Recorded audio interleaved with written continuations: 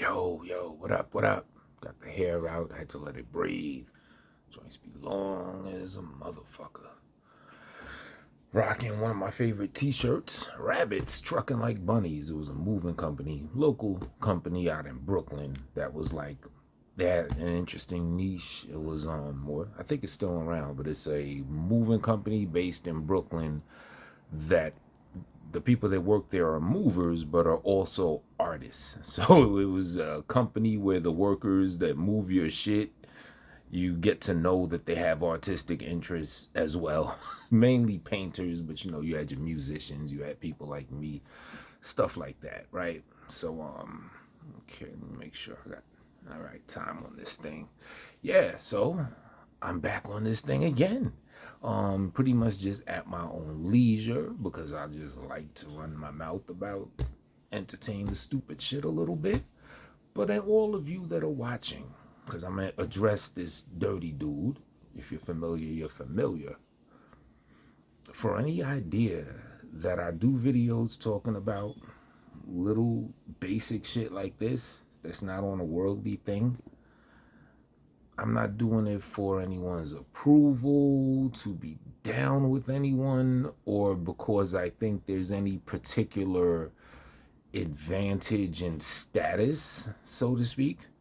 This is probably like my fourth lowest, probably fourth or fifth least powerful channel on YouTube. I have other channels, monetized ones, and then Poets Cane, which is on the way to that 1,000 views or whatever soon, but I haven't really been pumping it up like that. But this is below that one, this channel you're watching this on. So this is just a depot of dumb shit. I've said it before. But now first let me tell you why, because I caught some of the stuff the dude said or whatever. This LA dude, he's still talking that dumb shit about me or whatever and all this other crap. Now first let me give you the reason why I would even know what he says about me is because all summer I've been tapped in to his thing, because about a year or some months prior to the summer he said he's coming out here, New York or whatever, to for a family reunion.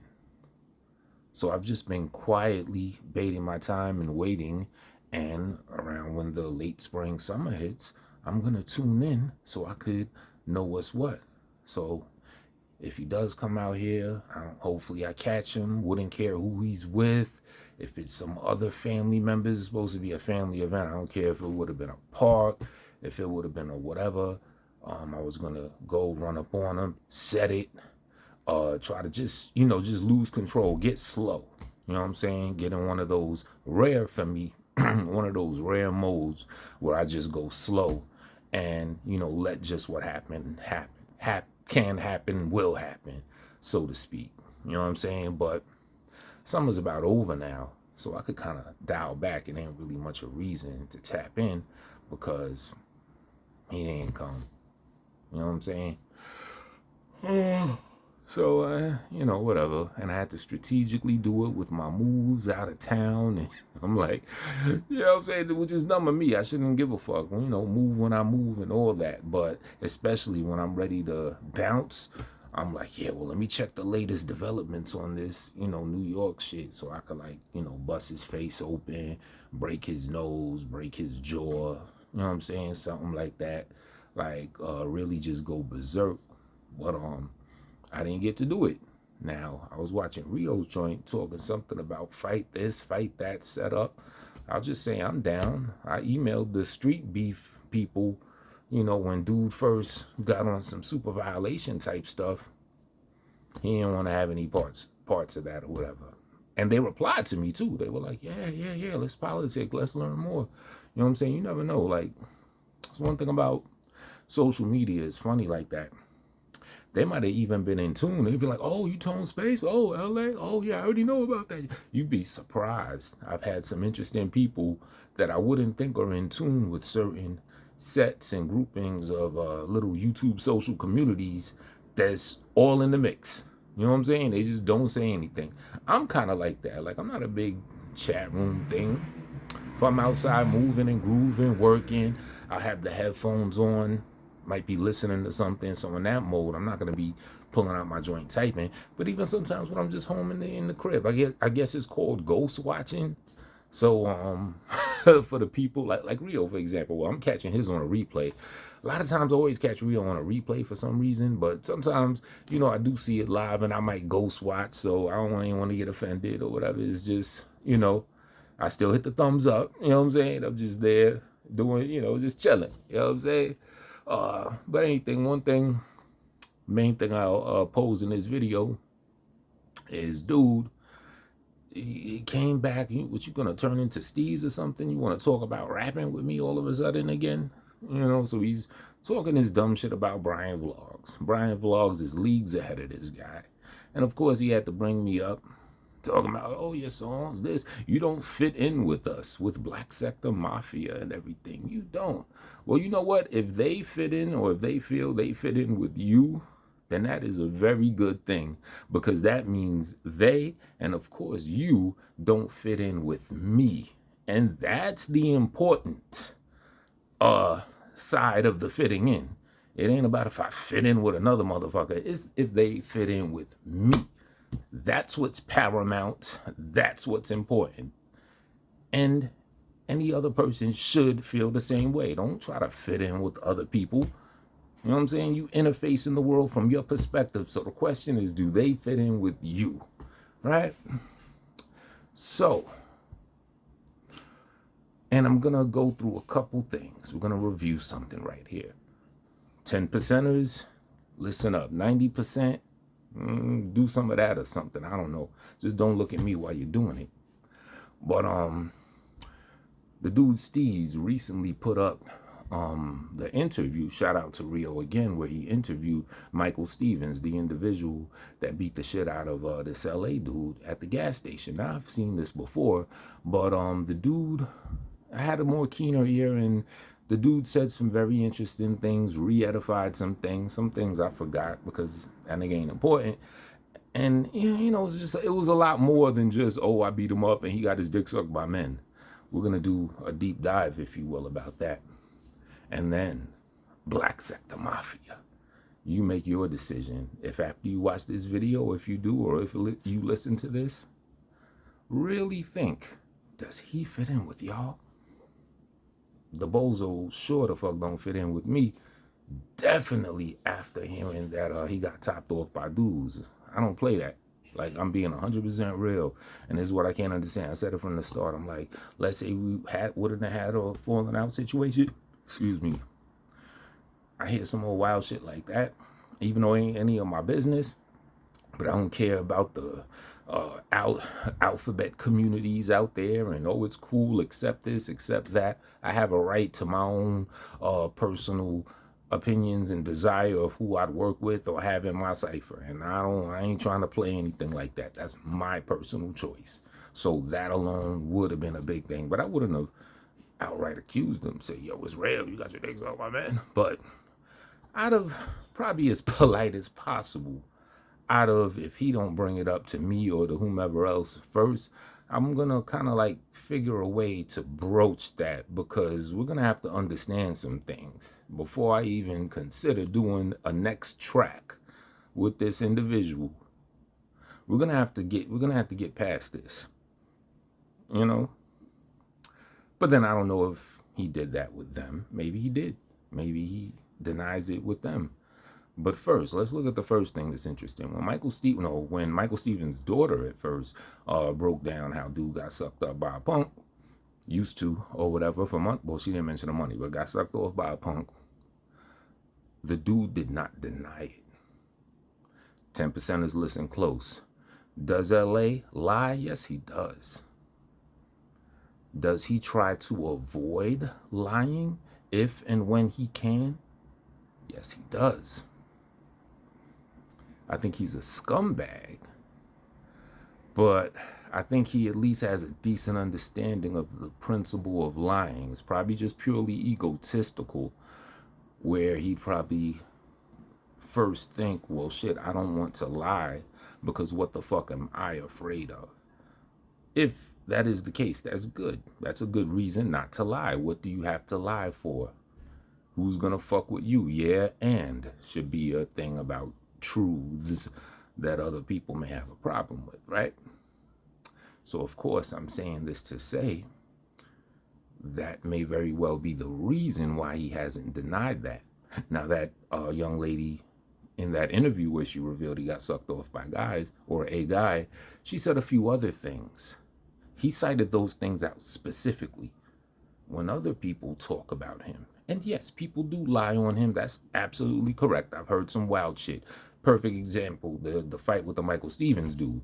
I'm watching the Styles thing. They got the Photoshop picture of his lip hanging. Now, I'm not trying to, diss anybody, but y'all knew that that wasn't the official shit. That was from Photoshop shit. Michael Stevens looking at that shit like, oh, I did that to him. I'm just looking at this shit like these niggas, right? So we know that's a lie. So yes, people do lie on him from time to time, but people also do tell a lot of truth on him, right? 10%ers again, tune in.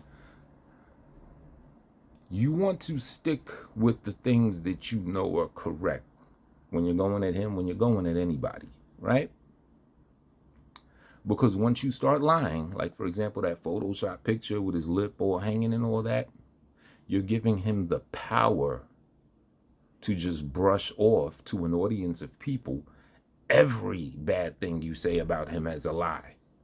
It's like him denying the real shit is able to hide in plain sight with the actual legitimate lies that's told on him. So you say, yeah, you got his dick sucked by a guy. Man, niggas be lying on me. And then he might use the lip picture as an example. See, lying on that. Now that's obviously not da-da-da-da-da. And like I said, you 90%ers are gonna just roll with that. Yeah, true, they do be lying, so they gotta be lying on that too, right? You follow me? Whereas, if someone comes forth and says, oh, that lip picture hanging, that's not legitimate. Or even his girl, the Phoenix girl, her boyfriend didn't quite say that she was on drugs initially, because in the first time that her ex-husband or whatever was interviewed, I remember they were asking him about it, and he was going against it. They were asking her, has she done drugs or whatever? He said no. He said she drinks. She drinks, she doesn't do drugs. That was his first statement. He switched it up to she's on meth and all this other shit later, but he said no, right? It's important. Keep it real. Because that is going to put the stamp on the real fucked up shit that you're trying to convey to people. You start pumping lies, the dumb motherfuckers are going to write it all off as lies, even when it's true, right? So I want to say that, right? So back to the LA dude. He'll deny some, he'll try to avoid lying if or when he can. And I said this when he was not talking about the dick suck thing. He'll talk about all the other things, this, that, the third, fourth, fifth, so on. Talk about all that, oh, that ain't true, that ain't true. But the shit about his dick suck, it took probably at least a year, I think, close to a year or around a year until he finally denied it. Why did it take him that long to deny it if you'll deny everything else? So that was very suspect. But let's go over the Mike Stevens thing, right? As he put it, he said, yeah, that's true. He didn't say it like he heard that the dude got his dick sucked by a guy. He said, that's true. And he had a little bit of backstory. He said there was a homosexual man or boy or whatever they were that would pay both LA, second person that LA is very close with, and others to for that homo guy to suck their joints, and that homo guy would also give them money. Very detailed thing with details and everything, right? Now, rest in peace to the second guy mentioned. That gentleman, rest in peace, he passed away some time ago. That person was very close to LA, but that person was also close, I'm sure far from it, as close as that guy was to LA, he was also close with the Michael Stevens guy.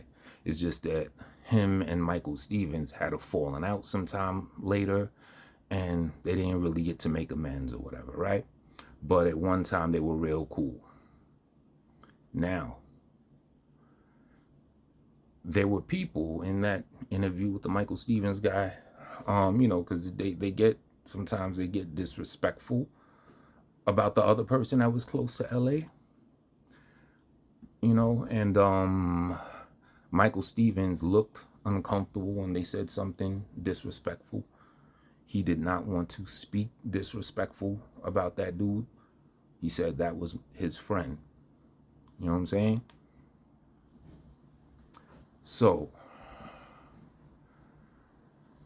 what is the actual chance that that Michael Stevens dude is gonna say that that second person was also involved with this? Why would he slander that guy when that was his friend that passed away and he already feels bad about the situation? Now, personally, I think ultimately he should have just left that out the story. He should have left that dude out the story altogether. Let the man rest in peace.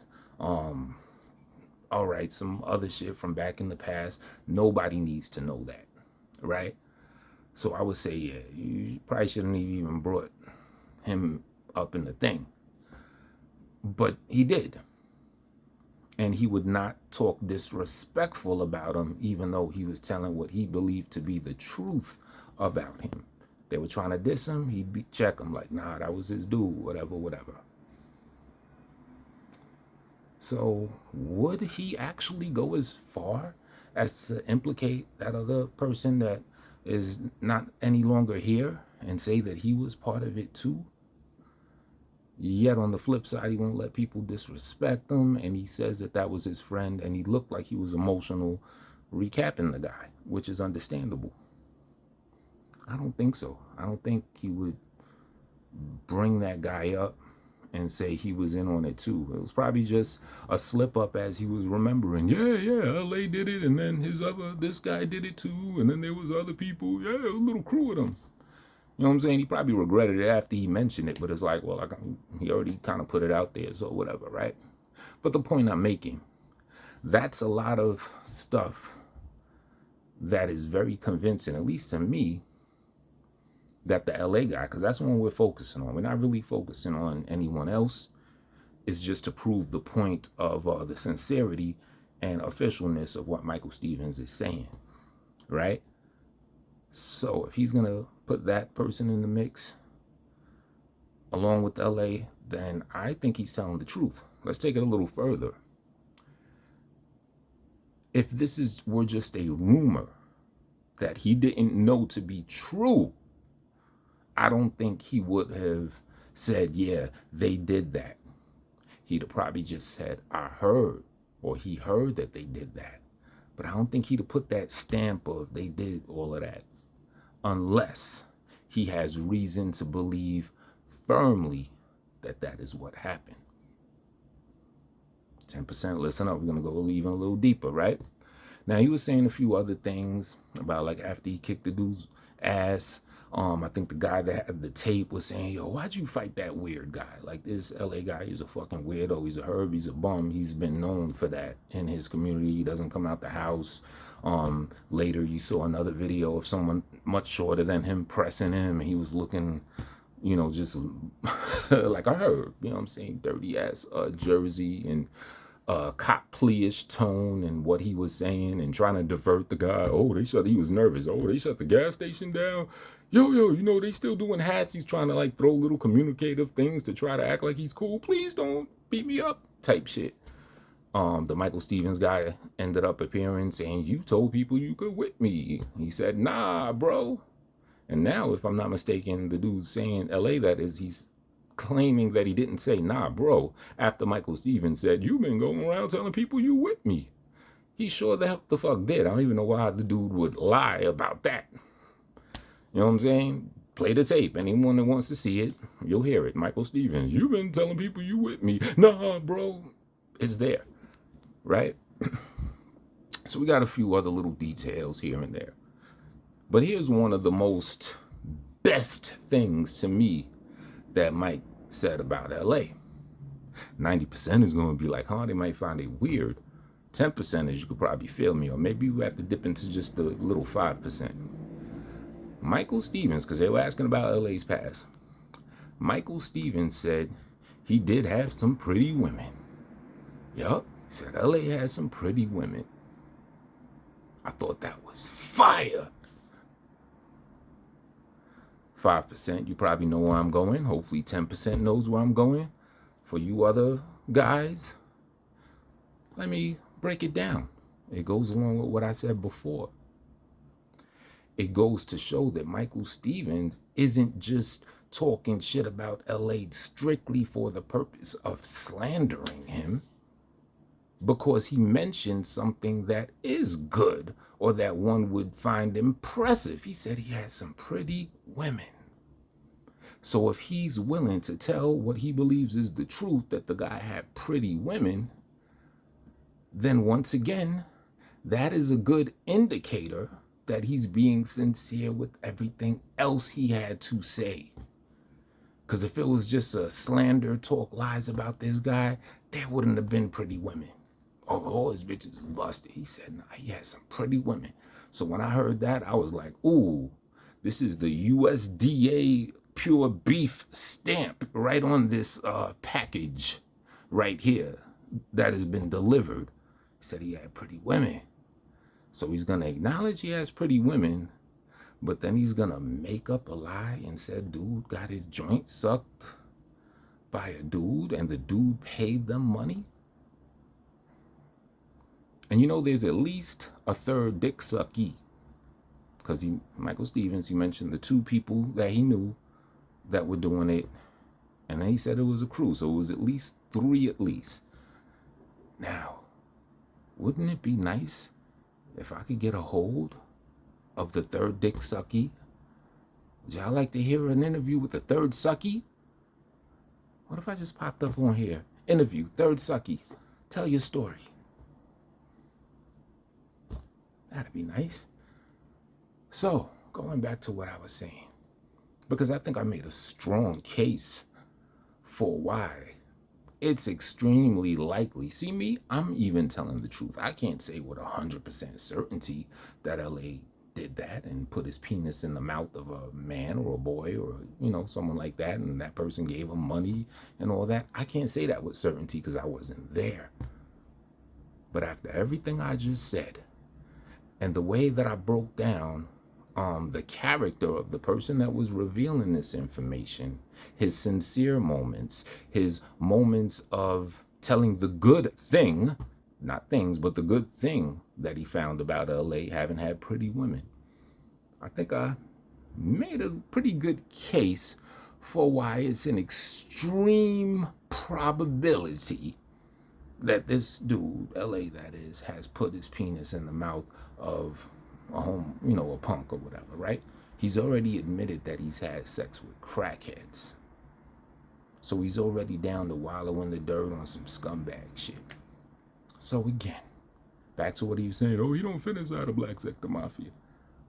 Now, anyone in Black Sector Mafia, you done heard this right here, how I broke it down, the ifs, the whys, and the hms.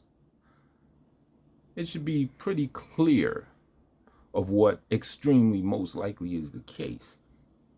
So does LA, after all of that shit, getting topped off by a dude, being the hermit in his town, the herb, and getting punked and all that, does he fit in with y'all?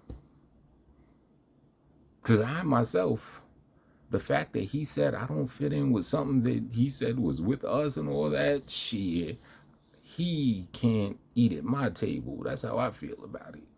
Especially after learning the stuff we've learned in our recent periods or whatever, right? So considering that nigga, like I said, how you rock with a nigga that pops in a man's mouth? Something for y'all to think about. Another thing I heard Rio, I think LC, he was on the panel, he was recapping the dude, the LA guy, saying something about, oh, I ain't from the hood and all this. Dumb shit. Something like a simpleton asshole like him would say. We're grown men. Let's not even pump promoting having been from a hood. Why is that even a thing of prestige to talk about? You come from the hood. Well, you still in the hood that you come from. Medium income, $15,000 or a little more, a little less, something like that. But to be clear, I was born in New York Hospital, 50-something Street. When I left the hospital, they drove me to my home in East Harlem, New York. Y'all hear about Harlem, the drugs in the 80s and the 90s and the flashy suits and all the people dressing good, clean cut. All of Harlem is sophisticated, but let me tell you, the east side of Harlem is usually not 9 times out of 10 what they're talking about. You know what I'm saying? Rappers bigging up Harlem and the Prestige. East side was the dirty side. East side was the grimy side. Still is in a lot of places, or after gentrification and all of that. The east side was the rough and rugged shit. Now, is it rougher and more rugged than where this nigga is from? I don't care. But just to be technical, that's the environment I grew up in. But even more important than that, because niggas shouldn't be jacking who's from the hood and all that. You know what I'm saying? You want to flex to me about someone being from somewhere? Let me hear about someone that grew up in a palace, you know what I'm saying, in Saudi Arabia. Tell me what that life is like. That's fire. Or even someone that had a middle class upbringing. Let me know what that's like.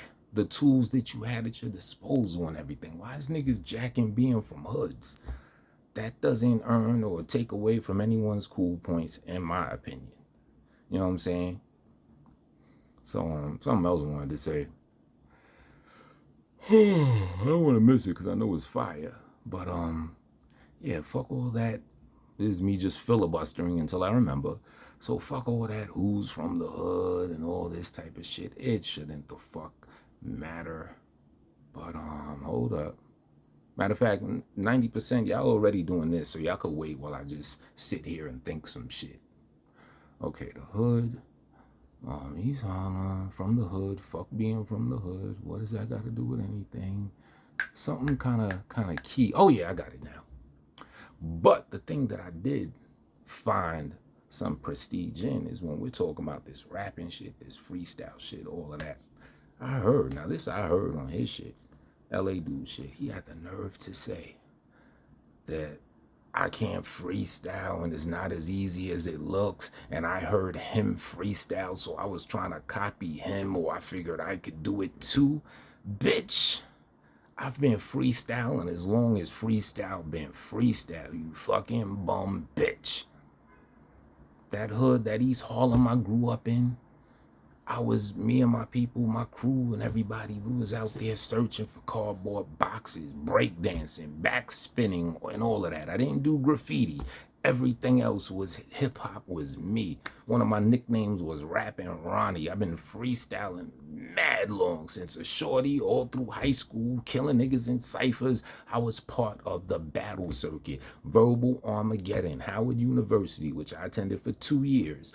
When at the inception of the Verbal Armageddon battles that we had like once every year, every semester or something like that, I was there when it started, back when battling was freestyle, killing niggas. Shout out to Perfecto, because he won that shit. I never won the whole thing. I was in the semifinals though. It came down to 2 people, Tone Space and Feng Sai Yu. Shout out to Feng Sai Yu because he walked away with that victory. Cool. But I was the second place in that battle, all freestyle. Radio stations. You a Benton Harbor bum nigga. You don't know anything about the Mic Check show. I'm trying to politic with niggas online so I can find my Mic Check show appearances. You call in, Hot 97, spit your joints. The dude Big D that had the radio station, I went on that, I spit some shit, been in different radio stations, battles, West Village. There's a Netflix documentary now about hip hop, and they do a good job of it. They talk about the 90s underground movement. I'm in that joint, in the park, freestyling. No, it wasn't like a main feature for me, but just, part of the other people, you could see me there, da-da-da-da-da-da. There's videos up with legendary MCs that I've been with and around with and fat beats and all types of shit. And this is before I was rocking with Necro and any of that. I'm from the era. I've done it all. So you should not be talking shit to me about me hearing your bum, small, been nowhere ass done nothing ass except performed at a dusty ass school with a cord on your mic. You don't even know what a wireless mic is. Talking about I heard you freestyle and then I'm thinking I can do it. Nah, that's the only thing that had me slightly peeved. I was like, the nerve of this bitch. But anyway, that's it. The main point is that deep dive into why I think Michael Stephens is very, very credible. Let's recap this one thing. He didn't say that he heard or he thinks dude was getting sucked off by a dude. He said, oh, he did that. Almost just like that. Like, yeah, he did that. And that dude, I don't think he would put people he was cool with involved. I don't think a dude that's going to lie about that is also going to say you had pretty women. Nah, pretty women was that stamp. Okay, he'll tell the truth when it applies. So it applies with him getting topped off. So does he fit in with any of y'all?